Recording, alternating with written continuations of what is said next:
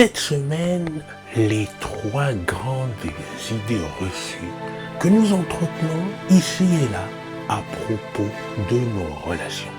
Alors ces relations, qu'elles nous soient proches, qu'elles nous soient amicales ou qu'elles nous soient encore plus éloignées. Quelles sont ces idées reçues qui nous habitent à ce point? Bonjour, je suis Jean-Serge Moulumba, votre hôte de ce podcast dédié à vos relations plus épanouies. Si vous n'êtes pas encore abonné à la chaîne, je vous suggère de le faire dès à présent. Je vous suggère également de liker le contenu, de le partager autour de vous, car cela m'aide à construire plus de valeur pour vous, semaine après semaine. Alors, par ce temps de confinement, c'est bon de se poser la réflexion alors que nous sommes complètement dans la distanciation sociale et que nous sommes en repli sur nous-mêmes. C'est le temps de réfléchir sur la qualité relationnelle, comme c'est le cas toutes les semaines si vous êtes abonné à la chaîne. Je me souviens il y a quelques années de cela, alors que je me préparais à offrir la prestation d'animateur DJ pour un groupe de personnes qui m'avaient contacté à cet effet, et c'était alors pour le réveillon, c'était l'occasion du réveillon. Je me suis retrouvé avec ces personnes à une réunion préparatoire donc, de l'événement, et alors que nous étions assis à la table, je notais qu'il y avait toutes sortes de personnes autour de moi, dont un couple en particulier d'un certain âge.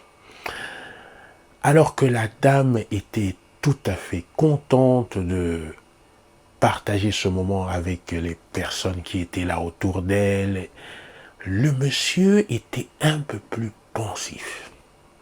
Et ça m'a alerté. Je me dis, mais c'est quand même curieux. Cette personne est là et sur le point d'organiser une belle soirée et ça va être quelque chose de fantastique, de formidable. Ils sont en train de déployer les moyens nécessaires et moi, je vais faire tout pour que ce soit d'une qualité fabuleuse. Et la voilà qui est pensive, qui a l'air plutôt soucieuse. Alors j'ai posé la question à la dame, est-ce qu'il y avait quelque chose en particulier qui souciait, qui faisait le souci pour monsieur? Est-ce que c'était d'un ordre privé? Est-ce que ça pouvait être abordé? Elle ne m'a rien dit, elle a laissé courir, donc, mais je pense qu'elle s'en est entretenue avec son compagnon, puis quelques minutes après, alors que nous nous retrouvions à table, il s'est exclamé, c'est pas possible. 50 ans d'amitié pour en arriver là. Alors, c'était le choc autour de la table. Tout le monde se demandait, mais qu'est-ce qui a pu bien arriver à cette relation? Mais de suite, tout le monde avait compris qu'il y avait eu une très grande déception, quelque chose de fortement perturbateur pour le monsieur, pour qu'il en ait cette apparence, cet affichage complètement déprimé. 50 ans, 60 ans d'amitié pour en arriver là. Bien entendu, nous n'avons pas eu les détails, nous avons simplement compris au moins que s'il était affecté, c'était par rapport à cela. Et le premier point que je voudrais aborder, c'est cette idée reçue de temps. J'entends souvent dire autour de moi, tu sais Serge, Sylvain, je le connais depuis 5 ans, tu peux compter sur lui, il va toujours être à l'heure avec toi, mais tu sais Serge, Alain c'est un ami d'enfance, nous avons grandi ensemble, donc il n'y a pas de problème, tout sera clair. Mais tu sais, Serge, Sylvie, nous nous sommes connus à l'école, donc notre couple, c'est depuis l'école, donc tu vas voir, nous, on ne connaît pas de problème d'autres mesures parce que nous nous sommes connus vraiment tôt et nous avons fait tous ces chemins. Mais tu sais, Serge, énormément de personnes, et je ne sais pas pour vous d'ailleurs, et c'est le moment de me poser un commentaire sur ce que vous pensez de cette approche, qui est que le temps, plus il y a de temps, plus il y a de la qualité dans une relation. Eh bien, je voudrais apporter de la nuance à cela. Puisque vous le savez, comme moi, que le temps, nous n'avons pas effet sur le temps. Nous ne pouvons pas le modifier, nous ne pouvons pas en réduire son cours, son process. Et dans le même temps, c'est vrai que la qualité peut aussi s'installer à partir du temps. La deuxième loi de la thermodynamique nous dit que les choses ont tendance à aller vers le maximum de désordre si on les laisse en l'état. C'est ma croyance que s'il n'y a pas dans la relation une activité qui permette d'entretenir la relation, qui permette de l'évaluer, de la réévaluer et de la promouvoir, il y a de fortes chances qu'au bout d'un certain temps, la relation se trouve face à des problèmes. La relation soit remise en question, comme ça a été le cas pour ce monsieur. Au bout de 60 ans de relation, on se trouve devant une frustration très perturbante. Imaginez avoir un potager, un petit lopin de terre dans lequel vous faites pousser une variété de légumes de saison, des légumes qui vous sont chers. Et puis, vous décidez d'en prendre soin comme ça de temps en temps, une fois en passant. Que pourrait-il arriver à ce lopin de terre au bout de 3 mois, 6 mois? Auriez-vous la satisfaction du jardinier qui récolte exactement ce qu'il a espéré récolter? Je ne le crois pas. Je pense qu'à ce moment-là, que votre jardin se transformera en une somme de broussailles qui ne fera pas envie. Le deuxième point, pour moi, représente le conflit. Alors, il y a beaucoup de gens qui pensent qu'une bonne relation est une relation dépourvue de conflit, une relation où l'harmonie règne, où l'on s'entend, où on n'a même pas besoin de se parler pour se comprendre, où tout est rond, tout est organisé, tout est harmonieux et tout est naturel. Il y a des personnes qui ont une aversion du conflit. Il y a des personnes qui pensent que le conflit est quelque chose à éviter absolument. Il y a aussi certaines personnes qui pensent qu'une relation belle, harmonieuse, florissante, épanouissante et empathique doit nécessairement éviter le conflit. Je voudrais dire que le conflit, dans sa dose acceptable et saine, est un élément très précieux qui permet aux relations de s'épanouir. Parce que dans sa dose normale, le conflit vient simplement poser des postures de la différence entre deux ou plusieurs êtres qui auraient des perceptions différentes. Il a cette nature d'emmener à la surface des zones inconnues, des postures inconnues, des idées inconnues des parties et de permettre d'entrer dans une phase de négociation qui, si on sait apprécier et si on sait apprivoiser cette énergie, cette tension, se transforme en une évolution, en quelque chose de positif pour les parties du relationnel.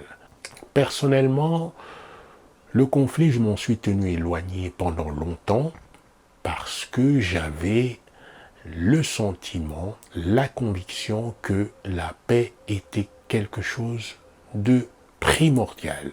Évidemment, je le pense toujours aujourd'hui, mais ce que je n'avais pas compris à l'époque, c'est que le conflit n'était simplement qu'un outil qui pouvait être aussi utilisé à des fins paisibles si on savait comprendre son origine, si on savait comprendre sa dynamique et si on savait comprendre sa perspective.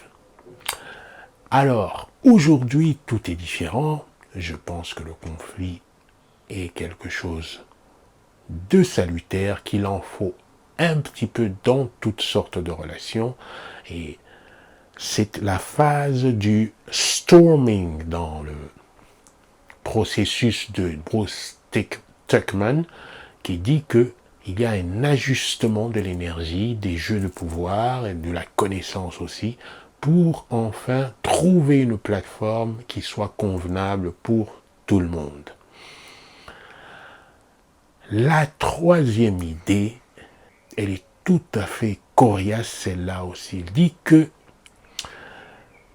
on reconnaît la qualité de bonnes relations dans les moments difficiles.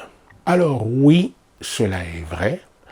La psychologie de l'évolution nous dit que nous sommes câblés par notre système cérébral reptilien pour toujours faire face au danger. Le moment difficile est quelque chose qui n'est plaisant pour personne et avoir de la compagnie à cette période-là permet de soulager les stress, permet d'avoir encore plus d'options pour les solutions. Il est aussi établi que la négativité est quelque chose de beaucoup plus facilement fédérateur que la positivité. C'est pour ça que lorsqu'on se trouve dans la rue et que tout d'un coup il y a une plainte quelconque, nous sommes beaucoup plus attirés vers cette plainte que le discours d'une personne à côté qui dirait des compliments de toutes sortes à une autre personne. La négativité est beaucoup plus attrayante du fait de la cervelle parce que nous répondons beaucoup plus facilement à la négativité du fait de notre psychologie archaïque. Pourquoi est-ce qu'il faut voir au-delà de l'aspect négatif? Parce que c'est l'ensemble des situations. Et si on apprend des situations négatives et que les proches sont là pour nous aider à comprendre, c'est aussi les situations positives qui nous font avancer significativement vers nos buts, vers nos objectifs et vers notre mission. Une relation qui est manifestée principalement dans les moments négatifs, c'est déjà mieux que rien, mais ça mérite une complétion, une activité beaucoup plus proactive pour les moments aussi positifs, de sorte que il y ait un spectre personnalisé, individué dans la relation qui porte la relation vers l'avant.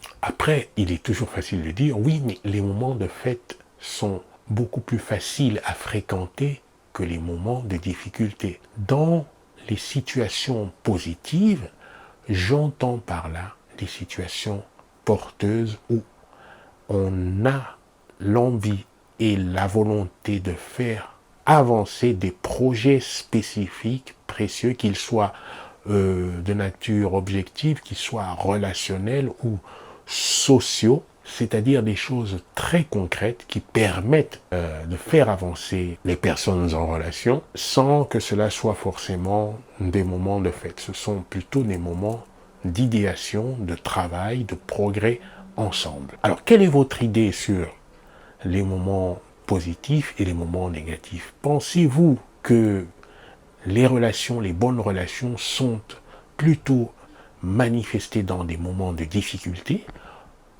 dans des moments de positivité, de joie, dans les deux, ou quel est votre avis à vous personnellement? Laissez-moi un commentaire pour que je puisse savoir ce que vous pensez, vous, de cet aspect des choses. Alors voilà, les 3 grandes idées reçues sur lesquelles nous reposons notre système relationnel. C'est donc en premier l'idée que le temps fait la qualité.